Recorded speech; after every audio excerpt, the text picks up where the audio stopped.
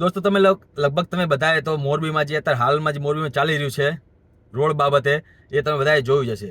આ ખાલી મોરબી પૂરતી સુવિધા નથી, અમારે તો હવે કાયમનું થયું રોડ બાબતે. તો અમારે તો હવે કાયમનું થયું, પણ પબ્લિક હવે ધીરે ધીરે જાગૃત થઈ રહી છે.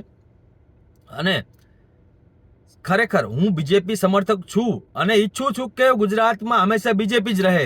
એટલે મારે આ વિડીયો બનાવવો પડી રહ્યો છે કે રોડની સમસ્યા કાયમની છે. વરસાદ આવે એટલે રોડ બધી જગ્યાએ ખરાબ થઈ જાય છે. મને ખબર છે કે વરસાદને ડામરને આડવેર છે, પણ તમે રસ્તા એવી રીતે બનાવો કે વરસાદ આવ્યા પછી પાણી ક્યાંથી તાત્કાલિક નીકળી જાય અને રસ્તાઓનું નુકસાન ના થાય. એટલે આ કાયમનું થયું છે. તમે ભલે 1000 કામ સારા કર્યા છે ને, પણ એક કામ ઉપર લોકો તમને હરાવી દે છે. આ ભારતની જનતા છે. પ્રધાનમંત્રીના ચૂંટણી વખતે તમે જોઈ ચૂક્યા છો કે તમે ભલે 1000 કામ કર્યા છે, પણ કોઈ એક મુદ્દા ઉપર પબ્લિક વોટ બદલી નાખશે.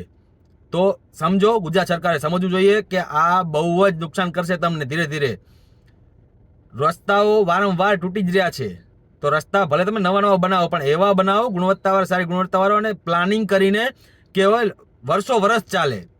જલ્દી તૂટી જાય એવા રસ્તા ના બનાવશો.